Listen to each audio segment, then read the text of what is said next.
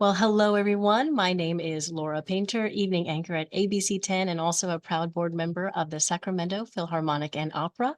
Our special guests today are, just wonderful, wonderful artists. We have Andrew Altenbach, our conductor, and Giselle Tai, our stage director for the first opera of our season, our 2023-2024 season.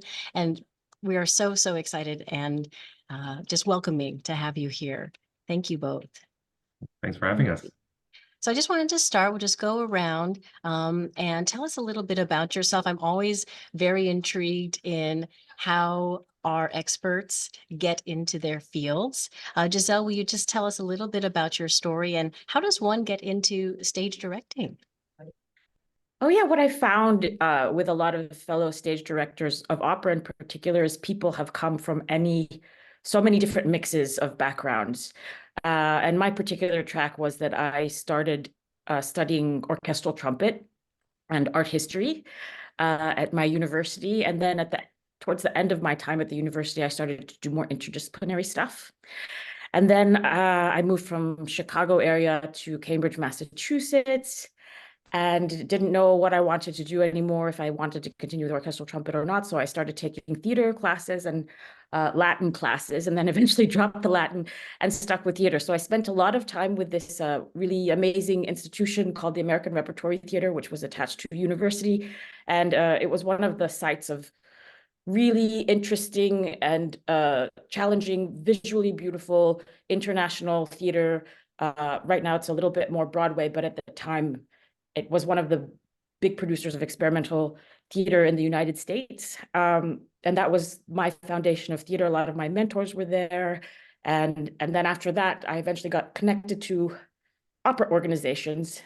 And so it sort of made sense that the merge of learning stagecraft without music would merge with my orchestral music background. And it seemed a decent fit because in opera, you sort of need to pull out so many different tricks. You have to have some movement background. You have to be able to deal with languages. You have to also deal with different levels of acting that are brought in and different styles. So what I found is that every stage director comes from really random combinations of different arts backgrounds, and then they end up loving opera. Oh, that's fantastic. Yeah, opera is such a beautiful and rich art form, right? It just pulls in so many different talents and things like that. That's wonderful. Thank you, Giselle. And Andrew, how did you get into conducting? Did you come from a musical background, musical family, and play a lot of instruments? How did you get into that? No, not a musical family, but a supportive one. And then I went to university in Chicago as well, and studied piano and economics, and then started working with singers um, because that was actually on a pragmatic sense, that was a way of like earning a few extra dollars as a student. And I've always really loved foreign languages.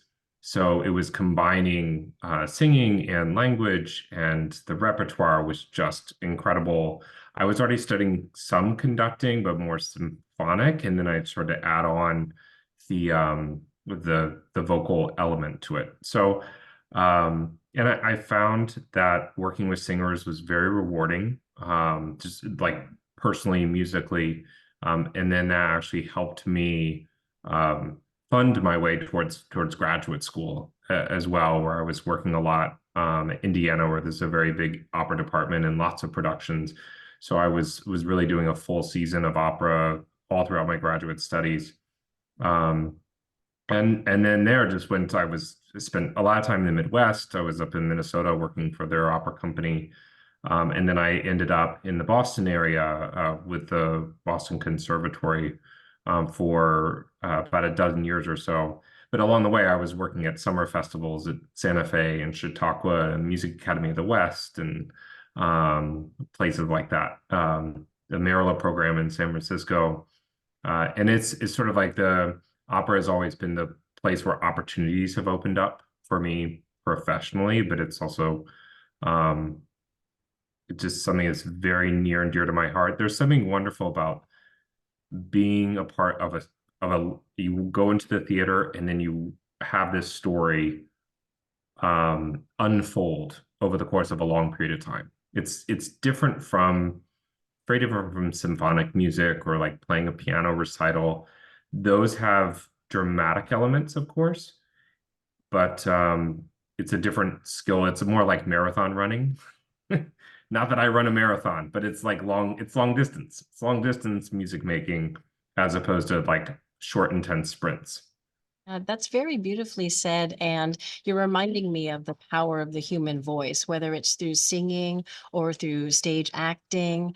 There's something just so relatable to it as an art form. So let's expand on that. Giselle, when you're working with singers and in your stage directing and then their acting abilities, right? Fledermaus has a lot of dialogue or banter. Am I correct in that? How is it like for you to work with the human voice and have that part of storytelling out there? And then Andrew, I'll ask a similar question to what that means for you as artists. Yeah, I think when you work in the field, you have to be prepared for a wide range of an acting palette that singers come with. There are some of the most incredible actors I've seen are some opera singers, and then some also, have focused more on the singing, and so that's what they lead with, and some come with so many different things. And I would say what is delightful about this cast is that they are both, and they're very playful actors as well.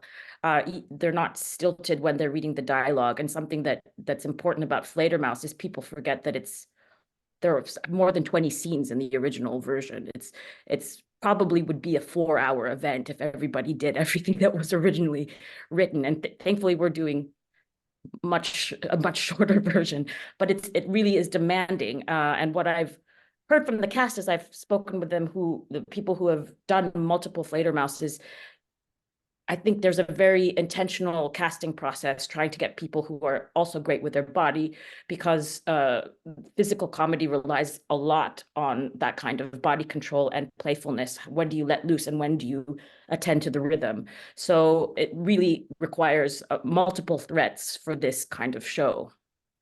And what's funny is that I think a lot of people program Die Fledermaus because they think it's actually a light and easy show, but from the production and technical end, it's actually a beast, I would say.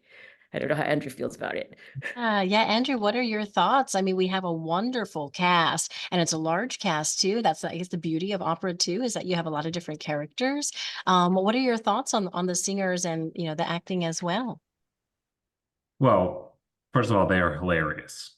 And a number of them bring a lot of experience to the table and actually experience with Fledermaus. So they have this quiver of tools to pull out at different times. What's kind of funny is that some of them in rehearsals, like they'll change things up, even if it's slightly different. And what I know is that some of them are actually going to pull some new ones out at the performance. They always save a few extra ones for the performance. So We got the juicy scoop, the inside that's scoop. right. Yeah. So it's kind of the fun volatility of the process.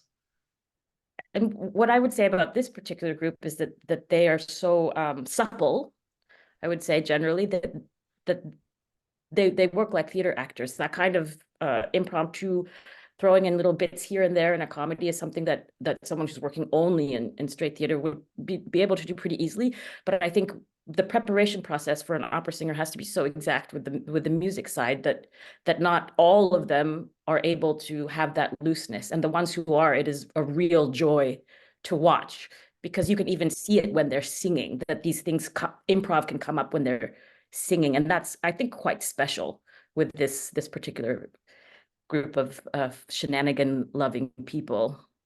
How exciting. Well, we are certainly in for a treat. Andrew, tell us a little bit about Strauss, the music. What is Fledermaus all about?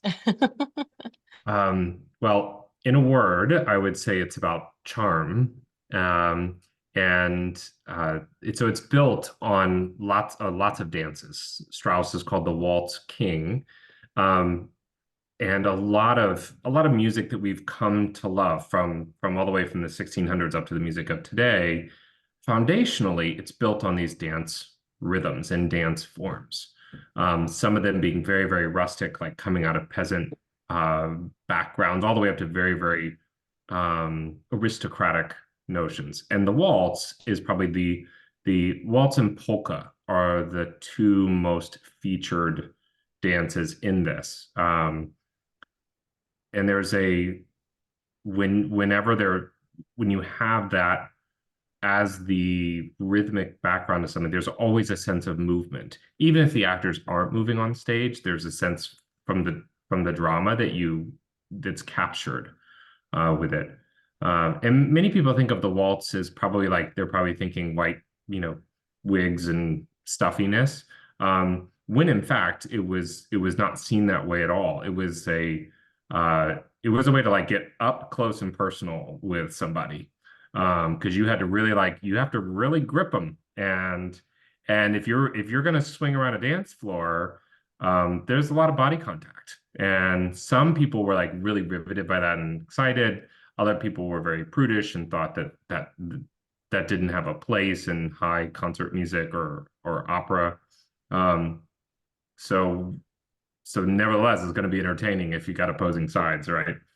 How exciting. Giselle, what are your thoughts on, on Strauss and this piece? It sounds like you have your work cut out for you, with the music that's very bouncy and lively and open to some comic moments. Like you mentioned, Andrew, some of the close body contact and a lot of dancing. What are your thoughts, Giselle?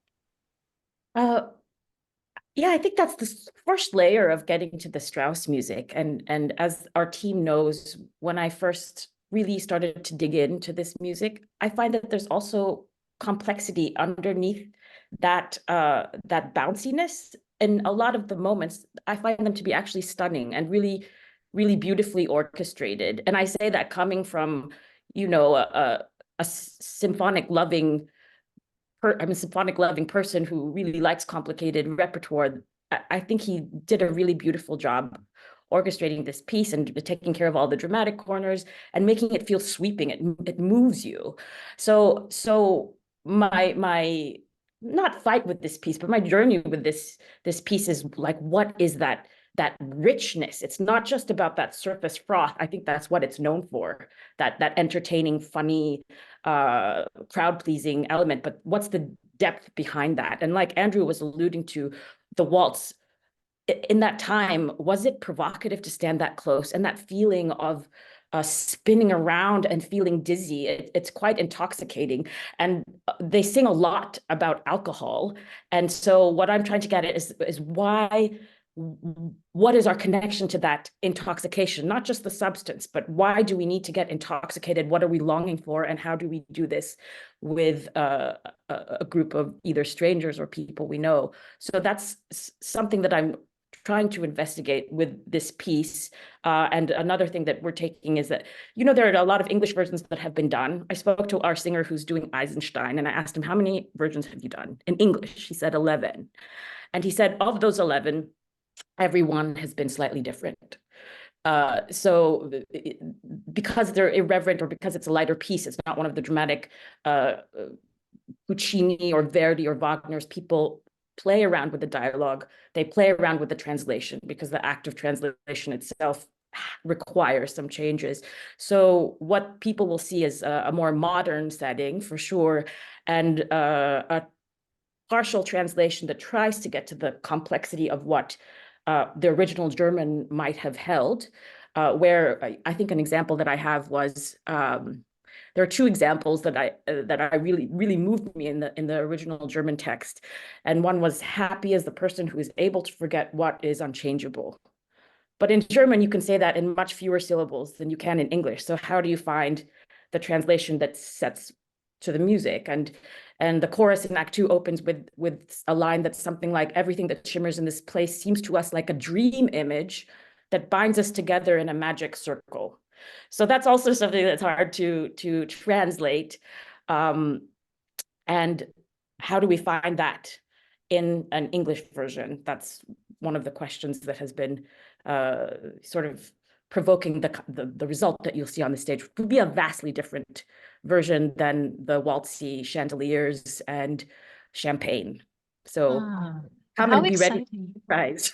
Yeah, so let's expand on that. Can you walk us through some of your style choices, some of the decisions? What inspired your interpretation of this story? Tell us about maybe the new direction that you've taken it in or your interpretation. Yeah, so there's the layers that have to do with the translation. And so what I was speaking to, getting closer to the depth and the complexity of the original German, was one desire. And then another desire was opening up different possibilities for gender dynamics. In this old version, I told our performer who's playing Adele, I watched a lot of historical productions, and this kind of comedy from this period relies a lot on humor that revolves around traditional men-woman relationships. And the maid figure, as I saw in many productions, spends her whole evening getting spanked on her rear the whole night. And that's comedy. That's what's fun for people. And I just didn't think that would be fun for me to watch for 45 minutes. So trying to see what kind of humor we can find outside of what people usually see when they see this piece mounted in a historic setting. So for instance, with Adele, she usually sings an aria in Act 2, where she is in front of the crowd and she says, "Look at me, I'm so beautiful, look at my waist, look at my shoes. Of course, I'm not a maid." Something like that. But in this version, she talks more about her energy, her creativity, and her style rather than her body. And in Act 3, not to spoil the plot for everybody, but she comes in and talks to what is a prison director, and she basically says, "Will you come pay for my theater lessons?" and uses the whole song to flirt with him and suggests that they can enact different roles about being king and queen and things like that. So while it's an interesting flirtation to be had, I wanted to do something different with it. And so she's asking for a job in technology, which I think would resonate with the California community. And that's another layer that comes into the translation is how does technology play in our society? Does it keep us from accessing that intoxication that's communal, that's embodied? How is it affecting the taste that we have, the choices that we make? Does it make us more image conscious? Do we find ourselves staging ourselves and not really living? And so be prepared to be surprised that this modern technology stream will trickle in. And I can give a little hint, and that's the Eisensteins. Instead of being a bourgeois couple who tries to go to a party and pretend like they're nobles, they are California telecommuters who've decided to move to Berlin because they want to feel more cool and take advantage of the cheap rent and have access to a creative community. So that's the setting that we'll start with, and it should have more opportunity for a more contemporary sense of humor. I personally am not on TikTok and things like that, so I've proposed things like things in the dialogue that have to do with YouTube or something like that, and then people with young children, like Andrew, are like, no, actually, the term is, or people are on TikTok, or the term is fire, not on fire. So I think it'll also bring a lot of young language to the opera stage that might not usually be seen with this particular piece. So also be ready for that. Oh, well, thank you so much, Giselle. I'm very excited to see what transpires on stage, and just I love I, this music is, I'll just say, it's old, right? It's been around for a while. And it's so neat to see different interpretations. And I love people's efforts in keeping classical music alive. And it's just so interesting to see different styles. And Andrew, I wanted to ask you about the music as well, how that fits in with really what makes Strauss stand the test of time, really. Why do we keep coming back for more? Well, man writes a good melody. I mean, if you can write a good melody or a good tune, it I mean, that's in a lot of popular music. I mean, if you think about the stuff that we still sing now that it was written 30 years ago, right? It's usually melodically based. And I think there's something that attracts one human to the next by hearing a nice melody that evokes something exciting or tragic or heartfelt or funny. If you can do that in terms of the delivery of that melody, then that's what helps stand the test of time. And there's something too about like a piece like this. It's fun, and it's got a big cast in it. So you have a lot of people that feel very connected to one another. And pieces like that, they can, from a production angle, like they work for lots of companies over time, which helps them continue as well. Yeah, thank you. I just got an alert that we have less than 10 minutes left, but I wanted to just ask for any last little nuggets that you want our audience to look out for, to listen for. Maybe you can allude to any surprises or anything like that. Andrew, any thoughts, musically or on the conductor side? I know you guys are still rehearsing, which is so exciting, but as everyone starts to get in their seats and we're getting ready to listen and watch. Any little nuggets that you want the viewers to prepare for? Yeah, I think there's one of the quintessential sort of hallmarks of this Austrian musical style are these moments of little hesitation and then move, little hesitation and then move forward.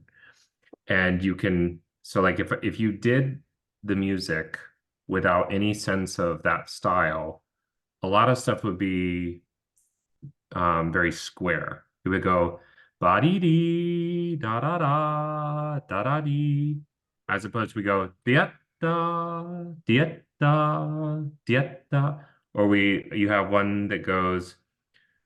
If you just did it, it would go dee dee dee dee dee dee dee dee dee dee dee dee dee, right? But we go dee dee dee dee dee dee dee dee dee dee, and it's that little suspension, like suddenly, like you're away from the ground for a moment, and then it goes on again. That I think is a riveting aspect to the music that keeps it exciting and alive for the listener. I'm definitely going to listen for that. I love that extra little pulse, right? That little extra little kick there in the music. That's wonderful. And Giselle, any thoughts that you wanted to share? Any extra little nuggets? We're very eager for this production, our first one, our first opera of the season. Anything you wanted to clue our audience members into as they, start to enjoy the show? Being new to Sacramento Opera, what I sense is maybe they should have a little disclaimer that they should expect something that might be a little more irreverent, a little wilder, and a little racier than they would normally expect, even though I think there's plenty of bodiness in this already, even in the historic version, but that it would also come out in a different way. So I think, yeah, just be ready for anything, and there will be ups in the show and there will be downs in the show, to try to sort of reach all of the emotional palette of experience and go along for the ride. Come with an open heart. And also maybe one little nice surprise that I'll spoil is that we do have a furry cast member. So they might be able to expect to see a furry cast member, and I won't spoil it more than that. It won't be a bat, though. Well, thank you so much, both of you. Welcome to Sacramento. We are so blessed and honored to have you here sharing your talents with us, and I can't wait for the show. Such an honor speaking with both of you. I've learned so much, and I just really enjoy it. So please enjoy the rest of your day. Break a leg. Can't wait to see the show. Thank you. Thank you. Thank Okay. you. Bye.